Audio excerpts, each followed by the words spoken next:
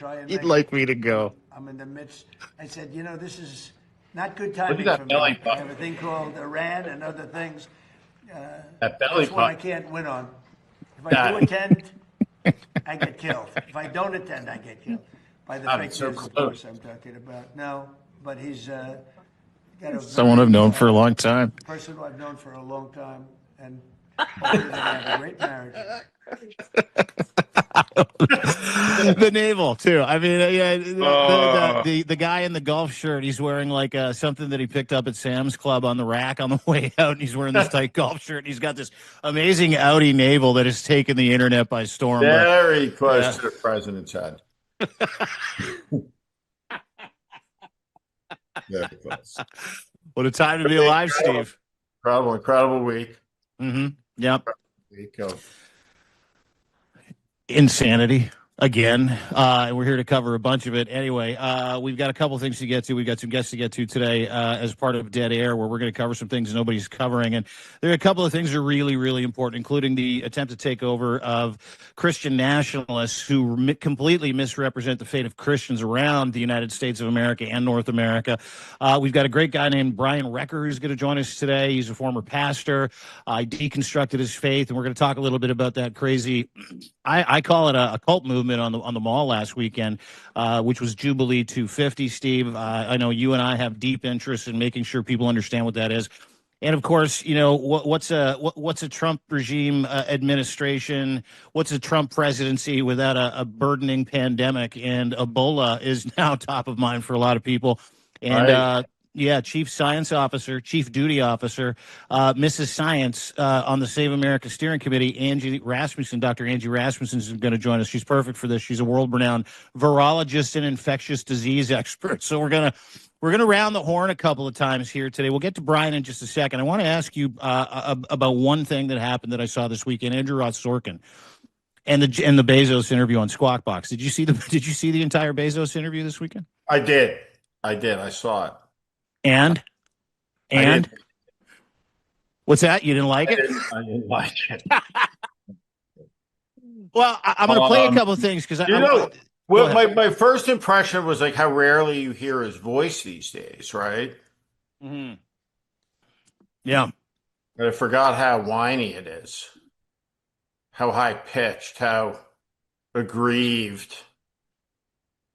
So let me respond to what he says, because I think he's focused on the wrong question, which is a dumb one, but dare me to say that anything that could come out of the mouth of a billionaire, let alone the wealthiest billionaire of all the billionaires, be dumb. Mm. Well, it is. Let's play the clip. We've got a couple to play for you today. I sat down with Andrew Ross Sorkin and literally tried to shield himself as a populist, his wealth as a populist, and tried to tell everybody that his billions in taxes, his being one of the richest guys in the world, it's not going to fix anything. And then he tried to sell that to a country that's going hungry, a country that doesn't have Medicaid, a country that's paying $6 a gallon for gas.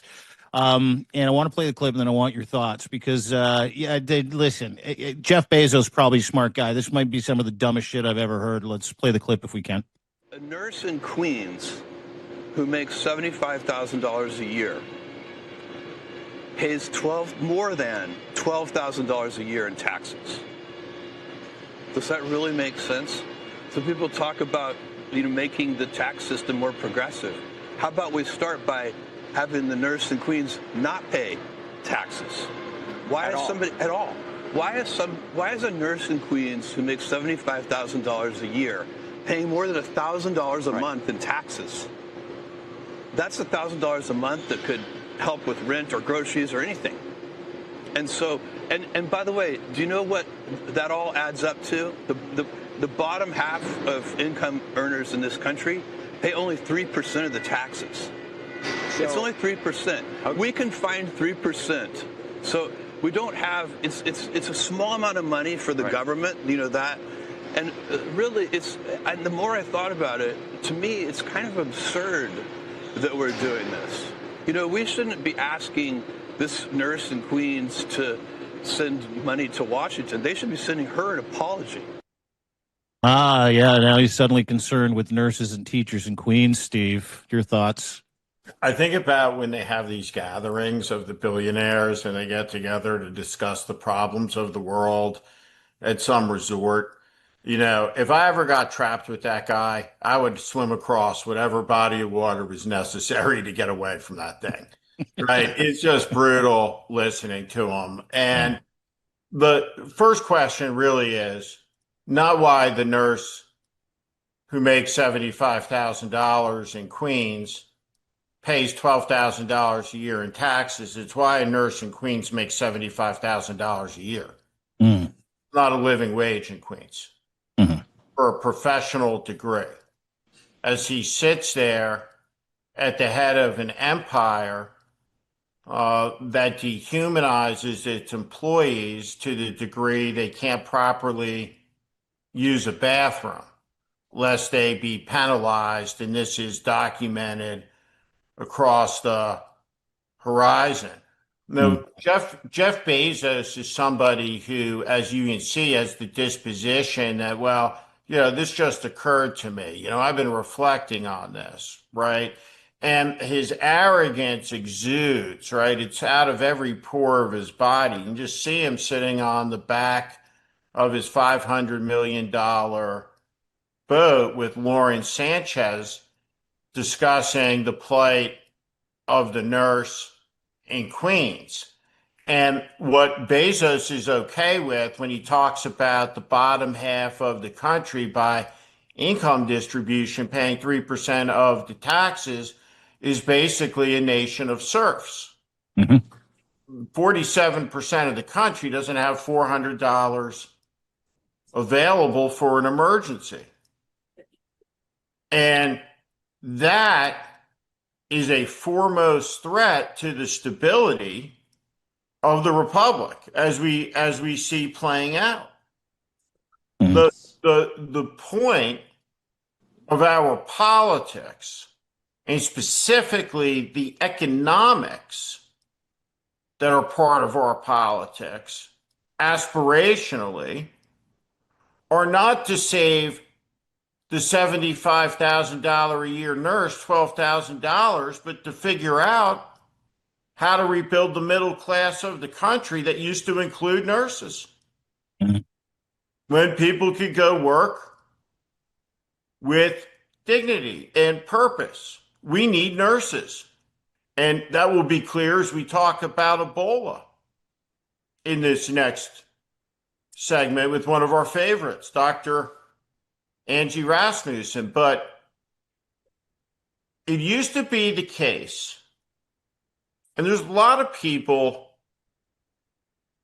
including some in the resistance movement, including on their podcasts, have lamented why there's not 40 million people in the streets, which I think is a very stupid lament. And the answer to the question is because people are struggling to get by. And life is hard. And it's not 1967 anymore. But that doesn't mean, nor should it be confused with, a deep anger in the public about the obscenity Mm. of what's going on in the country by way of corruption, by way of capitulation, and all of it's going to be swept out in this coming election. But what you see in Jeff Bezos is a guy who destroyed the integrity of the Washington Post, broke his word to the Graham family. His displays of wealth are positively vulgarian, Mm. vulgar, Mm. vulgar. And he wants to give a lecture sitting in his factory with a rocket in the background. Takes millionaire buddies to space. Please. Yeah. And the question isn't you know, and I could talk for hours about this, but I'll spare everyone today, right? The issue is how much revenue does the government need to function, Mhm. and what's required to fund it, And we have an enormous societal problem because now we're $40 trillion in debt, and we put that on our kids and our grandkids. And a trillion's a lot. You know, as I've said before on the show, you know, 1,000,000 seconds from now, that's 12 days from now. Billion seconds, that's 32 years. Trillion, that's 32,000 years from now. That's the difference between a billion and a trillion. Mm. A lot. Yeah. Big Yeah. number. Well, and we can't do that math, which is why I found it really interesting when he decided that he was going to start advocating for teachers and nurses. To your point, aside from the vulgarity of his Italian wedding, where he bought a whole town, aside from his $500 million super yacht, and let's not forget about his $75 million support yacht for that super yacht. Aside from the fact that Donald Trump's great big bill, or big beautiful shitty bill, whatever he wants to call it, precludes him from paying taxes on any of that stuff. You can write it all off now. It's part of the deal, right? So vulgarian is a tremendous word, but strategically, obviously, the heat that is on a guy like Bezos and what he's done to his employees, not allowing them bathroom breaks, paying them as little as possible, now getting ready to probably lay off his entire workforce in favor of robots and drones and automated vehicles. But I want to ask you about one thing, and that did we just watch sort of that new billionaire playbook? Did we just watch that new strategy, which is like, hey, guys, don't put it on me. I'm advocating for you. I'm a populist. I'm your friend. But because I want to know that answer, and I also want to talk a little bit, or for you to talk a little bit about not just that populist strategy that he seems to be employing, but words are cheap. I don't see his name on any fucking hospitals. I don't know what his giving tree looks like. I don't see any massive donations like we used to see from the Buffetts or the Gates. The proof is not in the fucking pudding.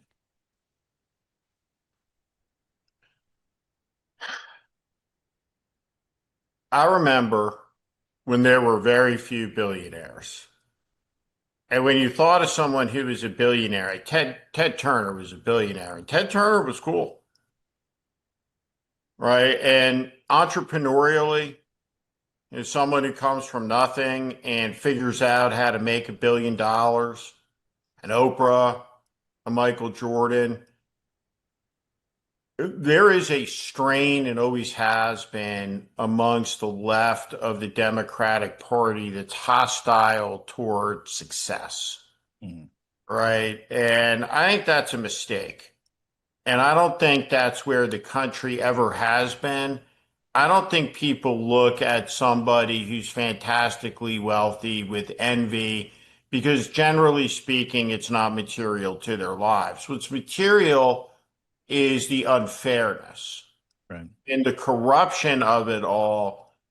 And we've seen these people try to step up and out of their wealth into our private lives, into the public sphere, with domination as their intent, right? You know, and all of that is what associates this moment to the Gilded Age. And so anytime you have a company, say a Walmart, right, or a Amazon, or any company where any percentage of its workforce is required to be on public assistance of any type or form for their health care, for food, what that means is the shareholder is being subsidized by the taxpayer. And I don't want my tax dollars going to subsidize shareholders who purchase the politicians with corrupt transactions. Jeff Bezos could do enormous good in the world. He chooses not to. That's his right. But spare me the lecture. And his presence, again, it's vulgar. One of the great journalistic embarrassments of the year is the New York Times story talking about his wife's happiness. She's, quote, according to Lauren Sanchez Bezos, she's 200% happier than the normal person. Like Marie Antoinette. Yep. in the digital age. And the lament of the billionaire as victim is a pitiful cry. And the politics of it all is one, I think, in the coming years where there's not going to be a lot of sympathy for the Jeff Bezos position. We had a broken society because the nurse in Queens is making $75,000 a year and can't possibly afford to live in New York City and raise a family and go to the PTA meeting and be involved in the fundraising for the new playground or the new gym or the new whatever, let alone be involved with the scout troop or whatever. And that's what's broken. Mm. It's not about, oh, whomever concocted the argument. The last thing I'll say is, and I'll say this to somebody who, for a long time advised politicians, right, at a presidential level, vice presidential, prime minister, right, very highest level, senators, CEOs, right, have been on television myself for many, many, many years, right? He's terrible at being on television. If I was sitting there watching, right, the guy who prepared him for that's got to lie to him after the interview and tell him, well, you did a good job, right? Like everybody who knows anything about, right, projecting a message, communicating, right, he's fucking awful, bad, failed, bad at it. His voice sucks. His body mannerisms, every aspect about it. And the logic, which no doubt he's convinced himself is genius, is sophomoric. Mm. Right? It's not complexity distilled to an understandable bite. It's moronism expressed as theology by the fourth richest person in the world who's completely detached from both normalcy and day-to-day reality. Mm. And the interview sucked too. Right? The interview sucked too. Right? It wasn't challenged at any level. Yeah. It's just like we should bring Angie Rasmussen on to talk about a lesser virulence, the Ebola virus. We will coming up at the end of the show. Can I just say this about the Ebola virus? Like the Ebola virus always scared the shit out of me. Remember those movies? Yeah. The genre, the outbreak. 28 days later. Yeah. Like Gwyneth Paltrow was banging that guy on the business trip. She comes home, gets real sick. Everybody starts dying. Yeah. Bleeding out of her eyes, right? But the husband's immune, and right, it's unbelievable. That's the Ebola virus, and it's always freaked me out. And so now that there's an Ebola virus outbreak on the heels of the hantavirus outbreak, and that's a beautiful virus too. Beautiful virus, as they say. HHS, very beautiful virus. Yeah. This hantavirus. Then we got Robert Kennedy there. We have a ship of fools, and we got some Ebola virus breaking out. So great timing. Got Jeff Bezos is his own type of Ebola. That lack of empathy is its own virus, right? And that's what makes me laugh about the turn to populism. Like and we'll get to Angie, and your fears are well warranted, by the way. Ebola, bad. I've confirmed that. Ebola is no good. But to your point, that lack of empathy is a virus. And when you don't see the authenticity behind someone's words, and you haven't ever seen or heard those words from Jeff Bezos, he's full of shit. People who are authentic, they show up. They put their money where their mouth is. The Warren Buffetts of the world. They say, hey, this is what I'm going to do, and I'm going to put my money where their mouth is. And that empathy that we talk about exists in very few places. And as an aside, as a complete aside, and the complete opposite, the juxtaposition to that incredible lamentation of a billionaire's victimhood, we were in New York this week at the Epstein filibuster, epsteinfilibuster.com. And I went there with Ellie and spent the day. Ellie Leonard, just tremendous writer, maybe one of the world's foremost experts on what is actually in these Epstein files. And if anybody hasn't seen it, I'm going to play a quick video here. And we're gonna introduce our next guest who went there, and we're gonna tie that in to the extreme lack of empathy, that disease of Christian nationalism, in just a second.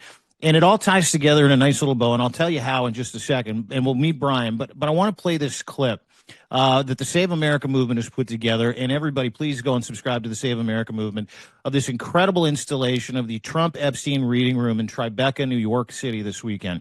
And I wasn't just moved. I was moved to the point where it took my breath away when I was there.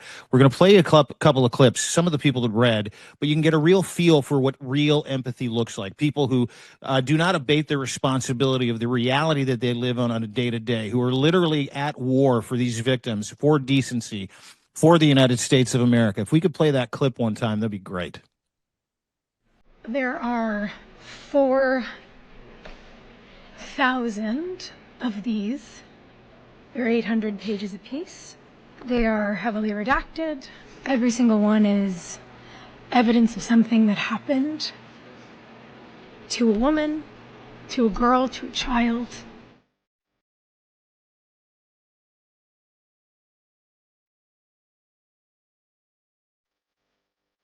I cannot even begin to imagine the pain these young women have carried. Not just the pain of what happened to them then, but the pain of having to fight again and again just to be believed, just to be heard, just to be treated like their lives matter. Nearly 1,400 survivors spoke the truth, and the national media, the Department of Justice, and this administration have failed them. Everyone has the responsibility, when the rest of the system isn't working, to step up.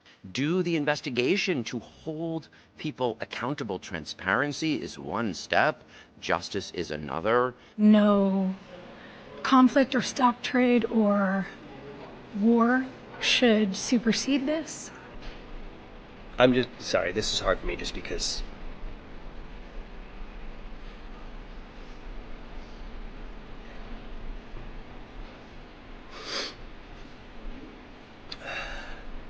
I'm just thinking my sister, sorry.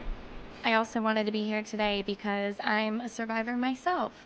I was raped in college and it ruined my life to the point where I changed colleges, and this is something that I never saw justice. I will never see justice, and hopefully I can take part in something that will bring a little bit of justice to the survivors today.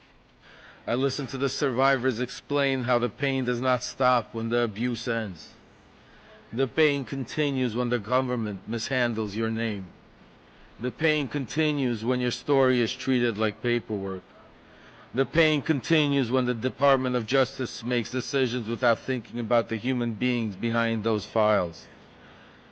For every file that has been released, just think about how many more files they are hiding and protecting.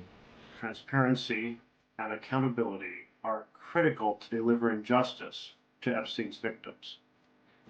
The Epstein Files Transparency Act, passed by Congress and signed by the President of the United States, specifically states that no record can be delayed or redacted based on embarrassment, reputational harm, or political sensitivity, specifically noting that it cannot be applied to any government official, public figure, or foreign dignitary. The President of the United States and the Justice Department have failed to live up to that promise. To everybody who is listening, to everyone who is paying attention, what they are counting on is that you'll stop paying attention. They were counting on people moving out. They were counting on the news cycle changing. They were counting on survivors being exhausted. They were counting on the shame, the fear, the silence, and time. But almost a year later, we are still here. We have a problem And I think the only way we're going to solve it is to get some sunlight on it. We all have to face this ugliness head on. We can't bury our heads in the sand about what these files say and who they implicate.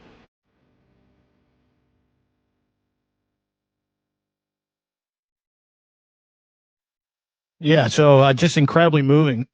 And I was so grateful to be there with everybody this weekend. There were so many people that were there. And joining us is one of those people, and we got a couple things to talk about with him. He's a former pastor. His name's Brian Recker. He's a public theologian, writer, former evangelical pastor. So he fits into the mix here because he knows where everything is, and he knows what's going on, and he knows what America is trying to wrap itself in which is suicidal in so many ways, where there is no empathy. Which, if you understand anything about the Bible, very Christ-like. He teaches empathy, teaches love, teaches forgiveness, teaches hope. And when I found out Brian was on the show, going to be on the show, I was really excited because he stands out in so many different ways, and I want to welcome him to the show right now. Brian Recker, how you doing, buddy? You all right? Hey, I'm really good, Dean. Thanks for having me on. Oh, dude, absolute pleasure. You read at the Trump Epstein reading room. Your thoughts, real quick. Yeah, I did have the honor of seeing that room. It was powerful, an incredible display of solidarity with the victims and the survivors. And honestly, I was struck. I even just love the way they titled it, the Donald Trump and Jeffrey Epstein Memorial Reading Room, because Trump loves to put his name on everything, and that's his legacy. And he's doing everything he can right now, as you've pointed out, to get us to be distracted from that, pulling out the stops from a war in Iran to a massive display of religious devotion, even as if that could distract us from this abuse. But I know that's not, it wouldn't work for God. God's eyes are on the vulnerable and on the victims. And I think that's where our eyes need to be. And that's where he will ultimately be remembered. I don't think it's going to work. We are not forgetting. We are not shutting up. And so if the least I could do was go and read, and it was a very moving experience. Yeah, thanks, Brian. And thanks for your support. Thanks for your help. I mean, this is leaning into a whole bunch of different aspects of MAGA, what America is, what represents the regime. You mentioned this prayer thing on the National Mall. Steve and I, and Steve, please feel free to quip in and take over. I prefer it if you do. But we talk a lot about the misrepresentation of Christian nationalism and that extreme lack of empathy. And that lack of empathy is not something that, and I grew up in the faith. I grew up in the church. I'm apostate, so I've walked away from all of it completely. I wouldn't call myself an atheist. I'd call myself agnostic, because my understanding of what that faith was extreme empathy in every situation, helping people who needed it the most, helping the marginalized the most, sticking up for people, feeding people, all the things that we were taught the church was. But this regime's managed to wrap itself in that Christian nationalist Christian faith, this ideology that I had understood to be very different. In my mind, Jesus would have been the guy that shows up to the Epstein Trump Memorial Reading Room, and he would have taken all 24 hours of himself to do it. That's the philosopher Christ that I am aware of. But let's set that aside, because this last weekend, the Jubilee 250 National Prayer Breakfast, which, pardon my language, was the weirdest fucking thing I've ever seen in my life. And Steve and I talked about it last weekend. It's this idea that they're going to rededicate the United States of America to Christian nationalists, for Christian nationalists, as one nation under God, run by Christian nationalists, rules, laws, policies, etc. And if you understand anything about Christian nationalism, their goal is to do away with the laws of man and subject everybody on earth to the laws of their God as they interpret it. So would love your thoughts, and then we can kind of start moving from there. Yeah, I mean, I have so many thoughts, but one of them is, as you mentioned, this is not an accurate reflection of the spirituality of Jesus. It is, however, a very common way that the Christian religion has been used. It's not the only way. There are many incredible Christians that are living out the kind of empathy that you described.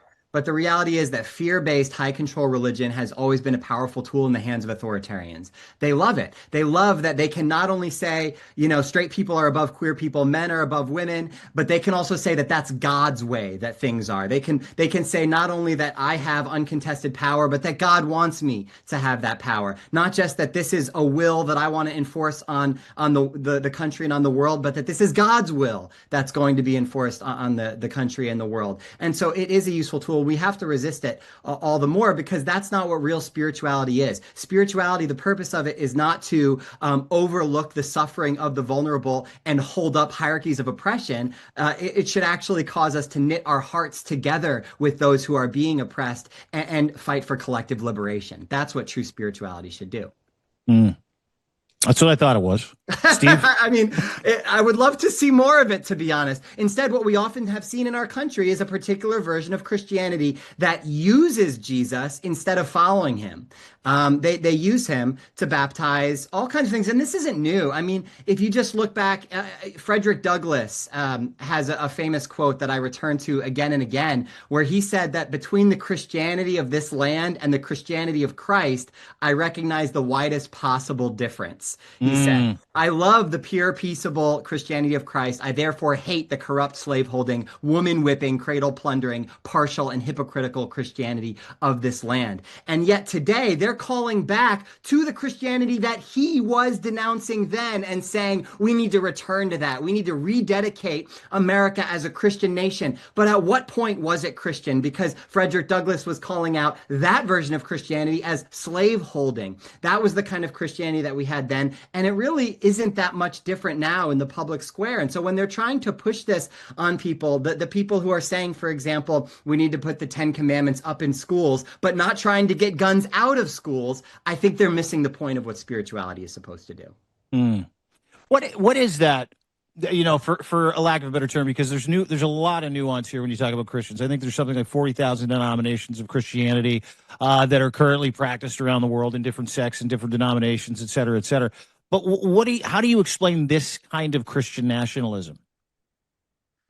Well, I mean, it's as American as apple pie. It's also, like I said, not even particularly attached to just America. I mean, Nazi Germany was 95% Christian. Apartheid South Africa was 95% Christian. The Jim Crow South was 95% Christian. So Christianity can be used to absolutely, but not only baptize bigotry, but entrench these hierarchies. But any religion can, especially when it becomes less about the positive benefits of spiritual connection that you receive, which is what Jesus talked about, and more about believing the right thing so that you can go to heaven when you die instead of hell. When it really becomes about being in an in-group, when you have a religion that is essentially about creating in-groups and out-groups, then it becomes pretty easy to kind of reflect that as a spirituality where you're constantly creating outsiders. You have a religion that's actually creating communities to be looked down upon. And it actually reduces your empathy instead of increasing it. For me,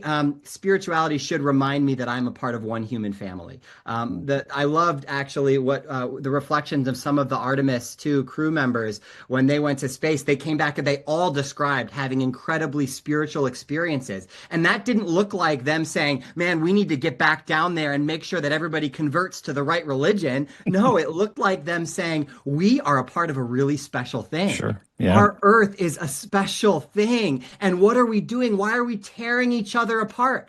And by the way, that's in the Bible. The Bible talks about the fact that the earth is the Lord's. God isn't a God of one people. Any God that's my God and not your God is an idol and a tool of the ego. God knits our hearts together and reminds us that we're all a part of one thing. And that's why the prophets talked about that day where we'll beat our swords into plowshares. And we're supposed to be trying to build that world right now. That's the message, not to wait for God to do it in heaven when we die. And unfortunately, a lot of fear-based versions of spirituality, they are really just used. I mean, nobody loves an afterlife-focused, fear-based religion more than corrupt politicians, authoritarians, and billionaires. Because they'll say, hey, Yes, you focus on the afterlife. You focus on getting people out of hell and into heaven. We're going to go ahead and handle this world. We're going to take it from here. Yeah. We're going to hoard wealth. We're going to shape this planet in our image. And I don't want to give that up. I think spirituality should knit us together to our neighbors. And I do believe that Christianity at its best can still do that. Yeah, it depends on the ideology and it depends on the interpretation. It depends on what church you go to. Depends on the denomination. But you used to be a fundamentalist pastor, right? You come from a fundamentalist Well, I was background. raised in fundamentalism, and I kind of had my first deconstruction where I left fundamentalism and entered a more mainstream evangelicalism. And then with the rise of Donald Trump, that woke me up to some of what was going on in evangelicalism as well. And now I would not consider myself an evangelical at all, but I still call myself a Christian because I don't want the people with some of the worst opinions being the only ones representing Jesus in the public square. I'm still a Jesus guy. Most of the people who leave Christianity or leave evangelicalism, it's not because of Jesus. They're not like, whoa, I looked into it and actually a pretty bad actor. No, it's usually because they looked into it and they realized that the thing they're a part of is not actually reflecting the spirituality of Jesus. So I still want more Jesus, not less. And when I look at that 250 rededication, I don't see a lot of Jesus. I see the kind of thing that makes God want to throw up. And by the way, Like that's in what? the Bible. Yeah. If you're lukewarm, I will spew you from my mouth, right? Well, in Amos, God says, I despise your religious festivals. Away with the noise of your songs. They played a lot of songs there. Chris Tomlin sang a whole bunch of worship songs. God says, turn off the music. He says, let justice roll on like a river and righteousness like a never falling stream. So any spirituality that doesn't result in justice, in solidarity with the vulnerable, it really is just a tool of the ego to create superiority complexes. Let me jump in and suggest that we bring in Dr. Angie Rasmussen because we're going to talk about what I think is a profound evil, and that's the cessation of so much USAID funding and US aid all around the world. And we're going to talk about the Ebola virus. And I want to tie in something that Brian said. And so bring in Angie, and I'll just talk, and Angie can hear what we're talking about, and then jump into the conversation. But this Artemis 2 mission, these astronauts, the four of them saw something that American astronauts haven't seen in more than 50 years. And that is the view of the Earthrise from the backside of the moon. And the first time that human beings ever saw the Earth in its whole against the blackness of space was in 1968 on the Apollo 8 mission. And on that occasion, the astronauts on Christmas Eve read to the population of the Earth as that grainy black and white image of the Earth seen for the first time came into view. They read from the book of Genesis. If you think about technology and you think about progress, the Webb telescope, which was launched into space, is a miracle, a time machine that allows us to see back literally to the moments immediately after the creation, to the beginning of time. And it's commensurate to a period of time where we reach the apogee of our scientific power.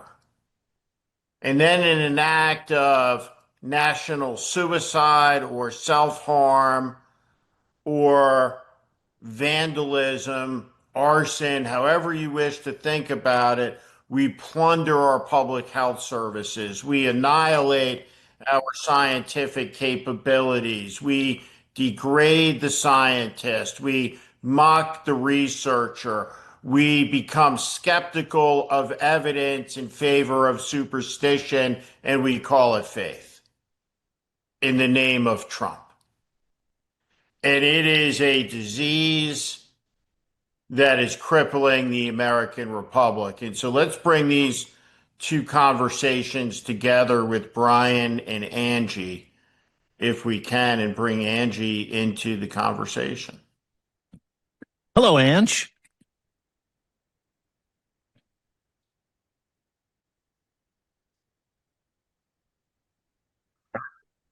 Okay. Going to build a screen for 4 people. We're going to keep.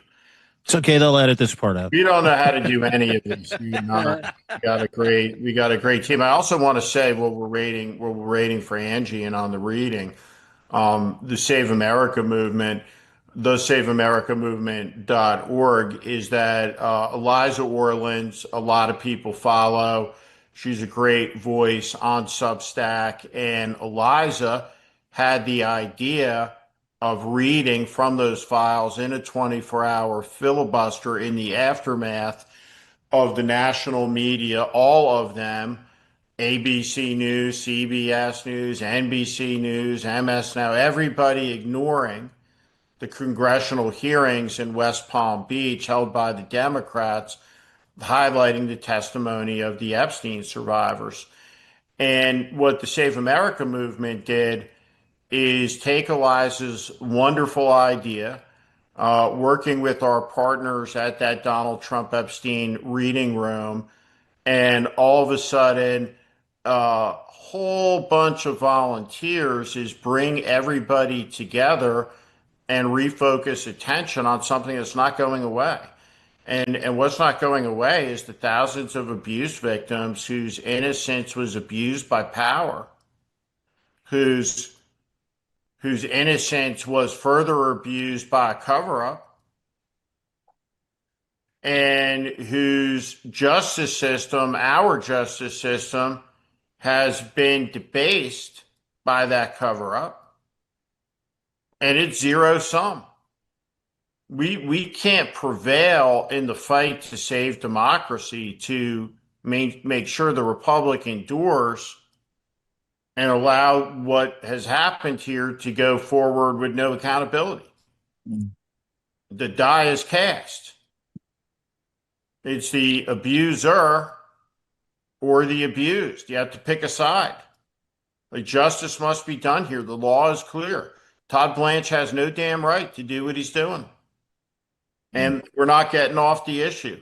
And we're going to have elections. And this issue is going to be a decisive one in that election. It's going to help bring down the whole rotten enterprise. Well said, dude. Well said. Appreciate it. There she is, Dr. Angela Rasmussen. Hello, ma'am. Quite the intro from Mr. Steve Schmidt. And as I understand it, you're now the official science officer.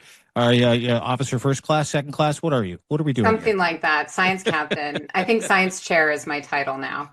Okay, science chair for the Save America movement. Ange, great to see you. Brian, again, thank you for being here again. Brian Recker, he's an author, former pastor, and we just had an incredible conversation with him. Steve did an incredible job linking both of these, subjects together, where it becomes, absurd, where you see the experts being shined, you see science being turned away from, and the celestial spirituality, which we're going to talk about. It's truly remarkable what they've been able to do, to Steve's point. Now we're sitting on some kind of Ebola virus outbreak. Huh? Yeah, it is an Ebola virus outbreak. I mean, it's not Ebola virus, the OG Ebola virus that everybody's familiar with, but there's actually 6 of these different kinds of viruses, and this is another one of those kinds of viruses. So it's still Ebola. It's called Bundabugia virus, but it's an Ebola virus for all intents and purposes, and that's what people need to know about it. Is it going to cause a pandemic? Probably not. We know how these viruses are transmitted. The whole reason that this is turning into a giant public health disaster is essentially the U.S. has completely withdrawn their funding from USAID, which has completely hampered this outbreak response.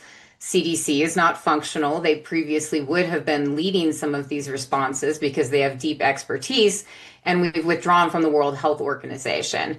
And this is exactly germane to what you guys were just talking about, because previously we actually felt that it was a moral obligation to show leadership in this area, and we thought that it was bad if people started dying of a truly horrible disease, even if Americans weren't primarily dying from it, because we understood that this is a global world. And one way that America has historically shown a lot of leadership is by gaining expertise in these areas, because we're the first ones to go out and respond. we've basically not only decided not to respond, we've completely removed our capability to do so. And we've stripped funding from these areas of the world where we were actually doing quite a lot of good and saving quite a lot of lives. And so as a result, people are going to die just because our current government is like, we don't care. And to me, that is immoral, and that is antithetical to American values.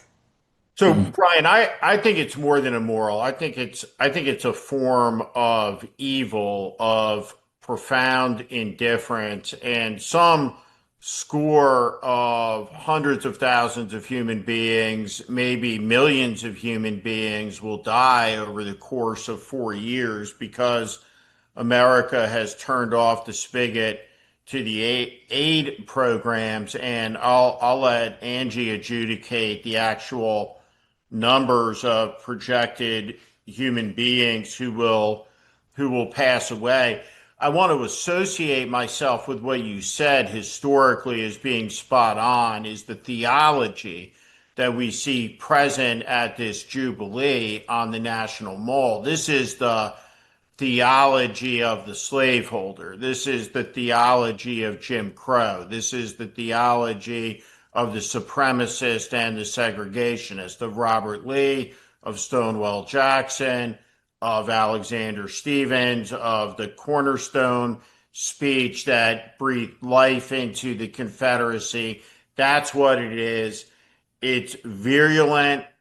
It is as American as apple pie, and it has endured, and it is oppositional to the teachings of Jesus Christ, to the compassion of Jesus Christ. And these two forces stand in opposition to one another.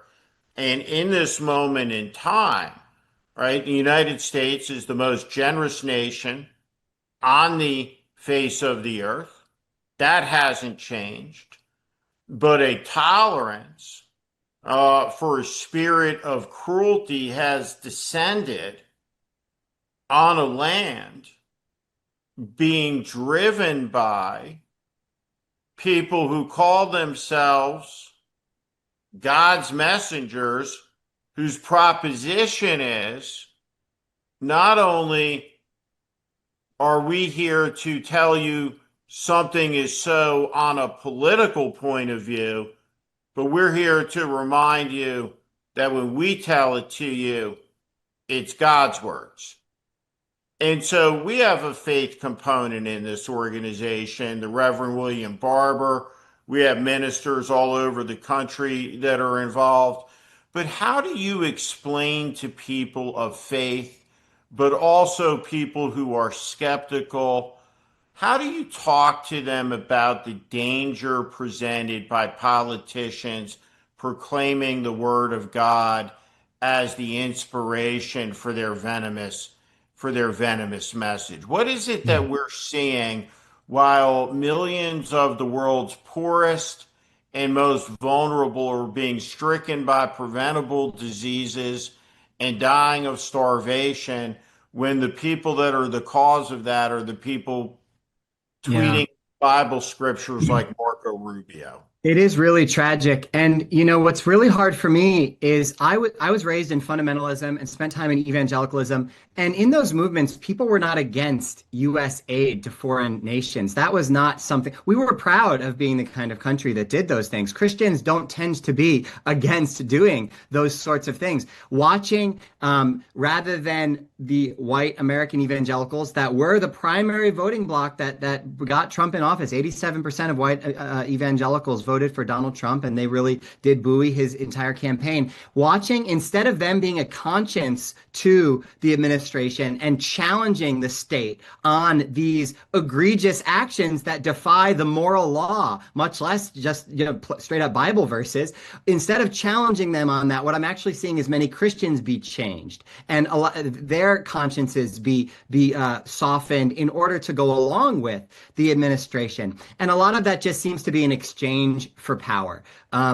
You know, a few weeks ago at CPAC, Franklin Graham, in a speech, talked about the Merry Christmas versus Happy Holidays thing, which is such a goofy cliche. And if you're not in evangelicalism, you can scratch your head and say, why do they care so much whether a Starbucks cup says Merry Christmas or Happy Holidays on it? And what it has to do with is cultural supremacy, that Christians have been on the top for so long.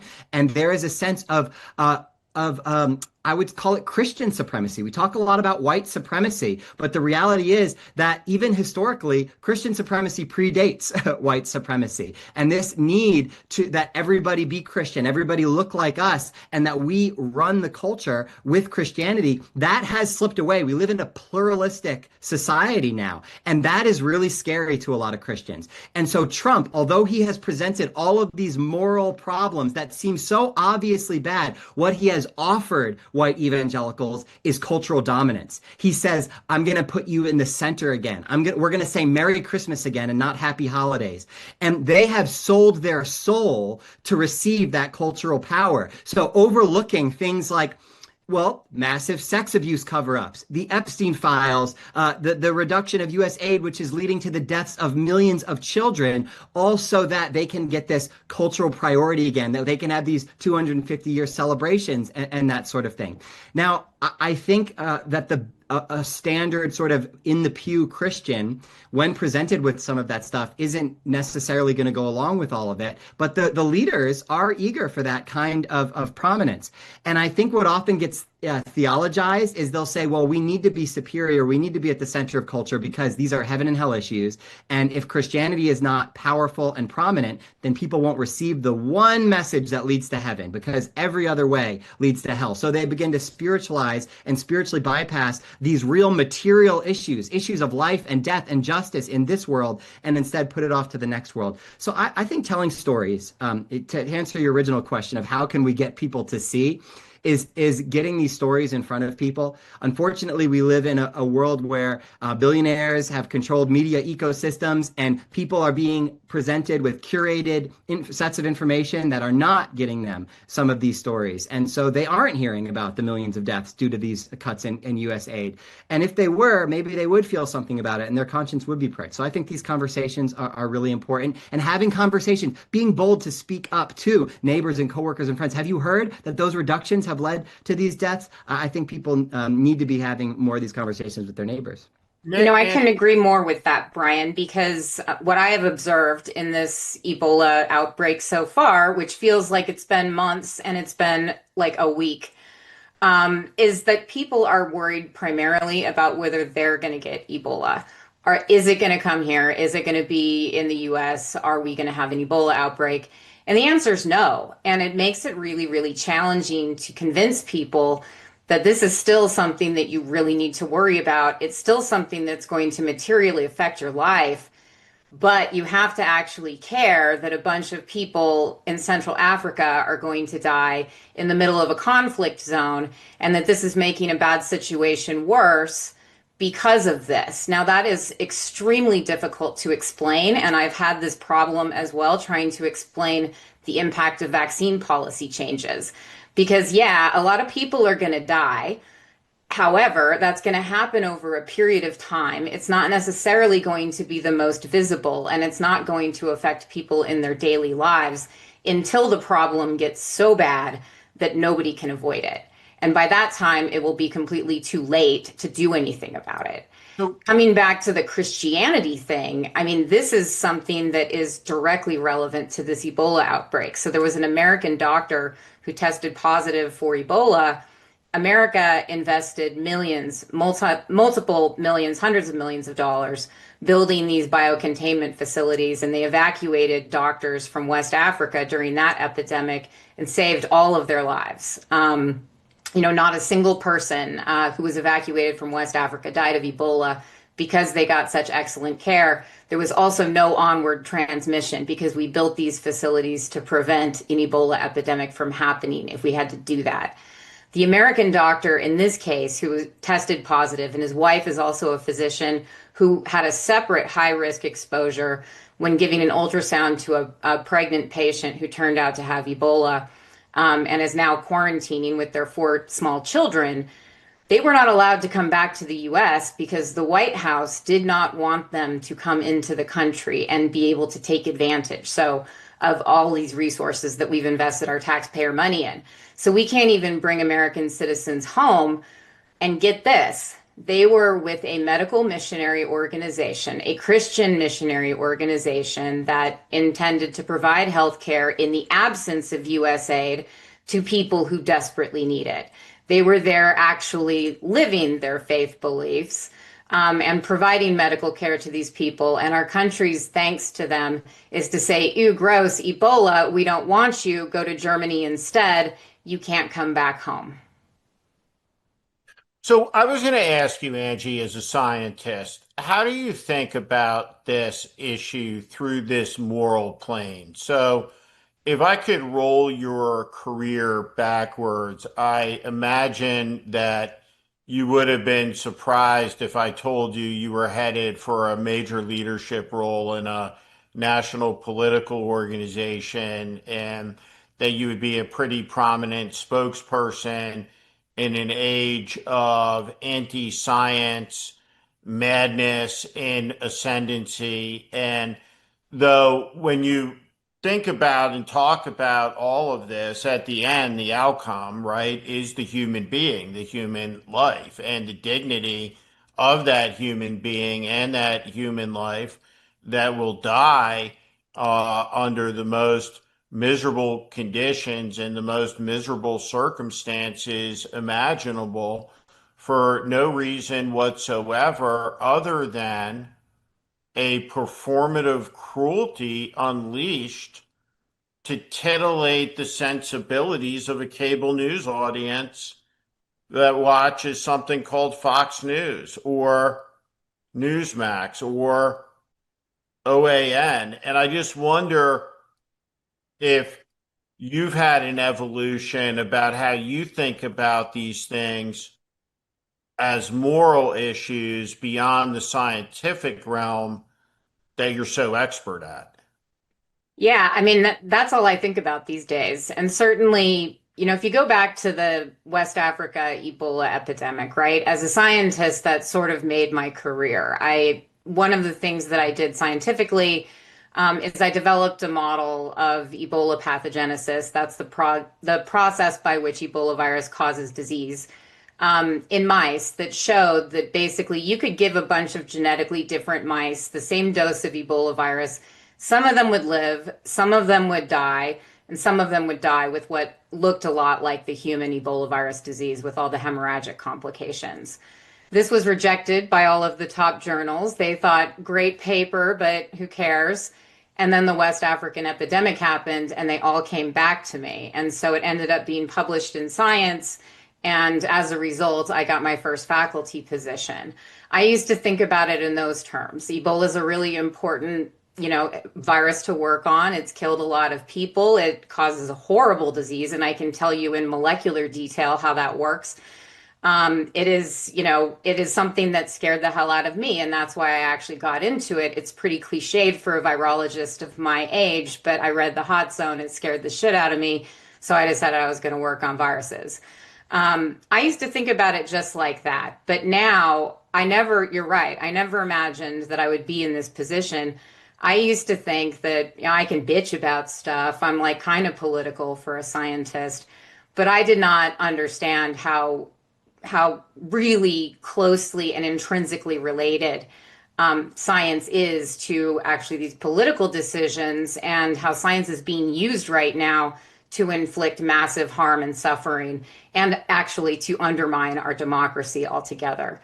And to me, I was raised in the US. I'm very jingoistic, even during the Olympics, even under Trump, I can't help but be like USA person. I'm all about fighter jets and fireworks and all that shit. So to me, it just seems like a no-brainer that I have to use my expertise to defend my country effectively and to serve my country and to prevent what I see also, Steve, as a tremendous evil.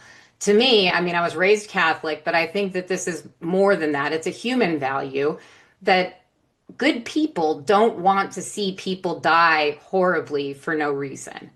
And to me, it's just as simple as that. I know Ebola virus disease is a horrible, horrible disease, and I don't think people should have to die from it if we could prevent that. And we used to be able to prevent that. We can't prevent the viruses from spilling over, they're out there, but we can prevent how they are going to affect our population, and we can prevent them from causing mass death. We know how to do this with Ebola, and we've chosen not to do it. Mm. What is that? If you could statistically put into what that lack of empathy has meant in removing any support to not just contact trace, but to vaccinate and to contain these Ebola outbreaks. Can you statistically put a number to that right now, Yeah. specifically in the Congo, Uganda? Because I would love to know what that is, because statistically this matters. Yeah, and so a lot of these numbers are still moving because there's a lot of problems with reporting and documenting these impacts. But some studies have come out so far. So there's basically everybody in the US, every US taxpayer was paying about $36 a year towards USAID. This covers all of USAID's programs, not just Ebola vaccine, Ebola response outbreaks. I would say that the vast majority of it has been HIV treatment in sub-Saharan Africa, and so far they've tallied that in the hundreds of thousands of deaths, preventable HIV infections. That number will climb into the millions for sure. Some of these other programs, other NGOs, and it's a complicated situation, have tried to fill in the blanks, providing childhood vaccines. Gavi, for example, has provided a lot of these vaccines, but RFK Jr. has said that we can't fund Gavi because we have a deficit to correct or something. And I don't know how that's been resolved or if it has. So some of the backups to this have actually been fucked with too. So we're really in a situation where we can't really fully measure this number, but we do know that it's in the hundreds of thousands or millions, depending on what we're talking about. Now with Ebola, it's actually still a pretty rare disease. You're not going to have millions of people dying from Ebola. But the West African outbreak, by contrast, had more than 11,000 people that died of Ebola, and it started multiple Ebola outbreaks after that because Ebola can persist in survivors and be sexually transmitted and start new outbreaks years down the road. So surveillance and vaccination are really important for controlling this long term. We've gotten rid of those programs too. So it's not even just the thousands of people who will be affected by that one Ebola outbreak. It's actually many more people who will be affected by the downstream consequences of that. And then lastly, I would just say that whether we can put a precise number on all of these deaths or not, we can certainly begin to estimate economic costs as well. The thing that I think is hardest to estimate is the impact that this is going to have on the US's standing in the world. The US is basically saying, like, fuck you, we don't care if thousands of you die horribly. And I think that Americans really need to understand the impact that's going to have on foreign policy, on our standing in the world, and on ultimately our national security. Mm. Mm. It's a astounding thing when you think about those AIDS deaths. I knew the person very well who is responsible more than any other person for convincing George W. Bush to push forward the PEPFAR, President's Emergency Plan for AIDS Relief in Africa, which has saved an astounding number of millions lives in the 20 some odd millions from the AIDS virus. And Mike Gerson, like his friend and other colleague Pete Wehner, were committed evangelical Christians. And Mike Gerson's faith instructed him in the Oval Office to say to another evangelical Christian, the President of the United States, is we have the power to do this. Right. And basically, long story short, is the president asked Mike Gerson how many people could be saved, and Gerson's response was all of them. All of them. It's true. And it is a enormous American achievement that has been undone in this moment supported by a different strain of evangelicism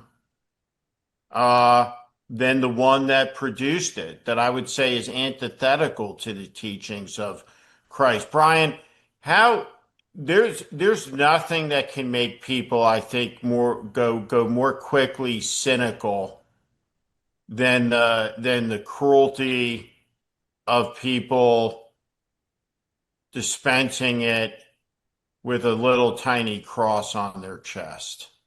How do you think about all that? I agree. I think that evangelicals in America, the failure to confront Trump on this issue and many others will be an indictment on the evangelical movement in America for generations to come. And it will be a deserved indictment. Unfortunately, yeah, the pews in many ways are emptying. People that are coming back are often coming back because they're looking for that MAGA version of Christianity. And that is sad. However, I do believe sometimes things need to die to rise again. I know many Christians who are actively pursuing justice for marginalized communities all over the place. And I do think that, at least the way I see it, a truer form of the gospel will shine ever brighter on a dark landscape like the one that we're facing. When you see so much hypocrisy, that it does actually seem all the more powerful. When, for instance, someone like James Tallarico really making a splash on the political scene because he's talking about faith in a way that is so different from what we're seeing from MAGA Christianity, and that feels a lot more like Jesus. And people can see that authenticity when you are actually putting humanity first, people first, the flourishing of people first, not just the superiority of my tribe, my kind. That's not what God talk is supposed to do. When we speak of God, it should not be othering people. It should not be putting down people. It shouldn't lead to mass death. It should be knitting us together for the flourishing of everybody. And I do think that there is still a longing for that. I don't think that America has become a less spiritual place. And so I do anticipate that on the other side of this, other forms of Christianity that are more true to the spirit of Christ will be more palatable. But yeah, like you said, evangelicalism has mud on its face, and I don't think they're going to recover very easily. Mm. Mm. I mean, I don't see how they could, because scientifically, like, this seems to me to be antithetical to the teachings of Jesus. If you're going to look at what Jesus wrote in the Gospels, and I was raised Catholic, so I'm not the most observant Catholic, but I do know the Gospels pretty well. I mean, if you look at it like a protocol, and you look at every time Jesus healed somebody as essentially a case report, like it's the New England Journal of Medicine or something, there's a pretty consistent pattern of behavior with what Jesus did. And as a Christian, at least the way that I was raised in the Catholic faith, you are taught that, like, pretty much Jesus is like the ultimate authority, right? So if you're confused about something, you should look and see what Jesus said or did about it. And I just don't see Jesus, cutting USAID funding to deprive millions of people of their HIV medications. And to your point, the Jesus's healings were not just medical healings. They were also social healings. So in almost every one of the healing stories, Jesus didn't just find the sickest person. They were also almost always socially ostracized. Right. And so those healings went to marginalized people and restored them to health and to community, reminding us not just that people deserve to be fed, people deserve to be healed, but that we are all a part of this together. And that really was behind so much of Jesus's healings and behind programs like USAID. And so I do hope that we find our conscience as a nation moving forward. And that whole element is so important too, because there's a huge stigma associated with Ebola. There has historically been a huge stigma associated with HIV. Programs like PEPFAR, actually, which I think is probably, it should be George W. Bush's greatest achievement. It should be talked about all the time because it was so successful. Those types of programs are what we've just chosen to abandon. And I think that there's absolutely nothing in any kind of Christian theology that is approached in good faith that supports anything besides essentially what Jesus did to, as you said, not only heal people, but also heal the social stigma that was associated with being sick. Wow.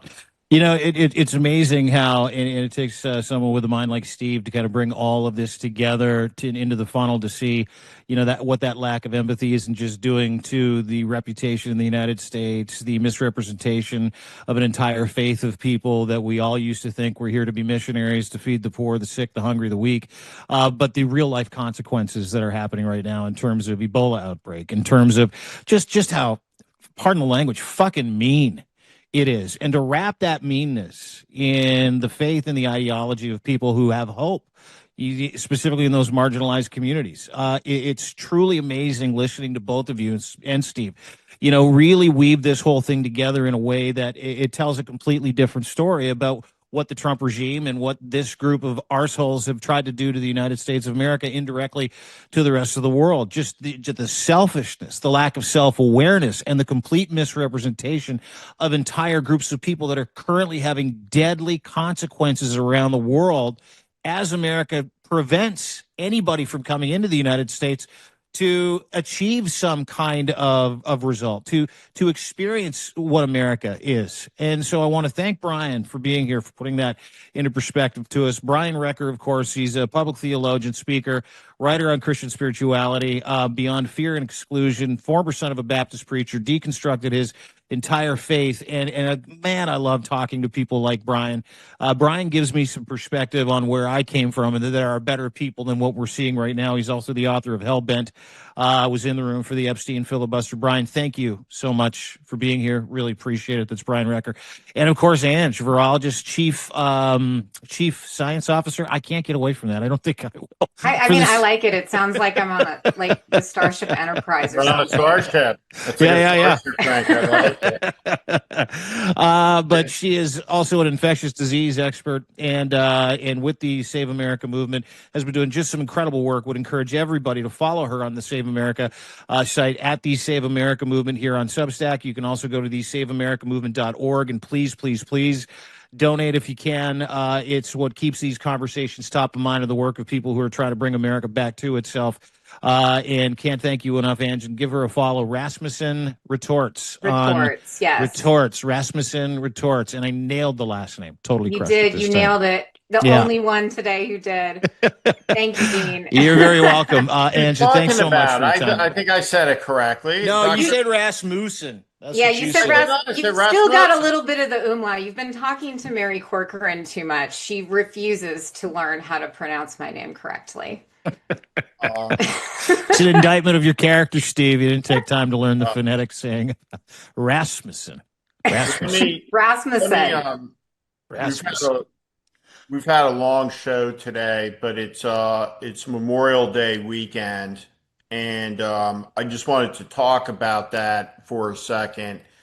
About the million Americans. There's only been 700 million of us who've ever lived in the 250 years of our independence, which means roughly now at this anniversary of our independence, about half of us who have ever been are alive right now. So 1 million of us have given what Abraham Lincoln described as the last full measure of devotion. The bloodiest war in the history of the country was the Civil War. 405,000 Americans were killed in the war against Hitlerism. Dean, you and I took a walk on the National Mall. We went down to that memorial.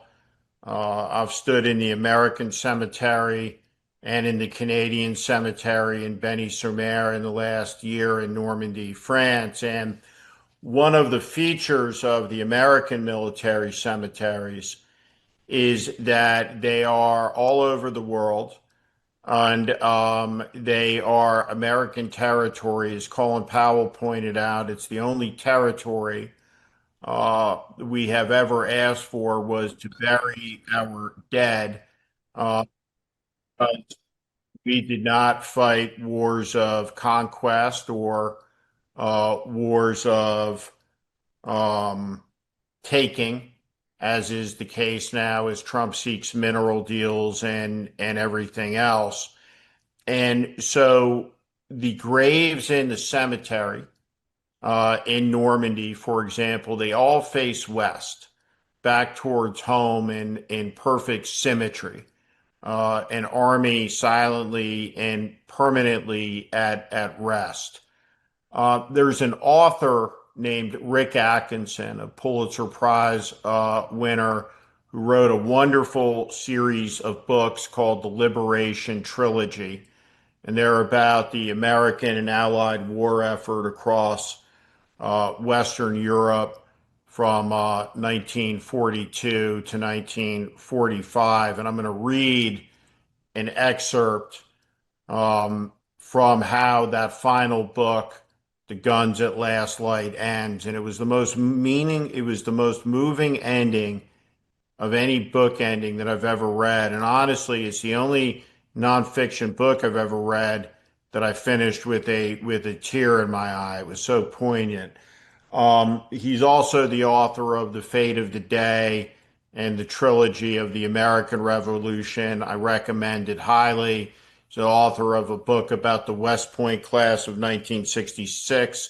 I think as far as historical authors go in this era, he is a literary version of Ken Burns. I esteem him immensely. And this is how his last book ends as we head into this Memorial Day weekend.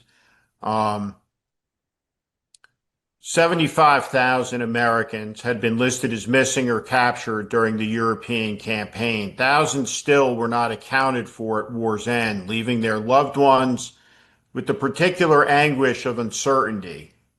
Darling, come to me in a dream tonight and tell me that you're alive and safe, Myra Strackner had written from the Bronx on April 18th after Private First Class Bernie Stoller went missing. Please, I want you to tell me. Private Stoller's secret eventually would be out. He had been killed by a German artillery a month earlier at age 19. For others, the mystery endured. An estimated 25,000 GIs lay in isolated graves around the continent, many of them hidden or lost. No sooner had the ink dried on the surrender documents than mobile teams fanned out across Europe to seek the dead and missing, including 14,000 Americans believed killed in air crashes behind enemy lines and others who had died in German prison hospitals. Similar searches began from the Arctic Circle to Cape Town, from the Azores to Iran. Graves registration units labor to confirm the identities of more than 250,000 Americans dead in 450 cemeteries scattered across 86 countries, 2/3 of them in Europe or the Mediterranean. For an estimated 44,000 lost at sea, nothing could be done. Within weeks, 700 bodies were disinterred in Czechoslovakia. Hundreds more emerged from scattered graves in eastern Germany, where the Soviets grudgingly permitted 3 American recovery squads to roam the countryside. 1,300 sets of American remains were unearthed in the Low Countries, many from market garden polders. Millions of landmines made tromping around the Hurtgen Forest and the Siegfried Line perilous, but a 9-month hunt throughout Western Germany would find 6,220 Americans on battlefields large and small.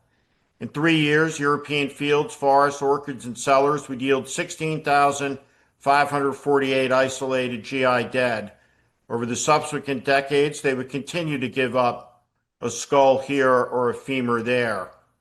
Even as this search began, all 12 U.S. military cemeteries on German soil were empty.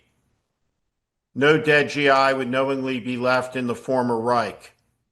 By the thousands and then by the tens of thousands, the dead were reinterred at 38 temporary sites, mostly in France, of which 10 eventually became permanent American cemeteries.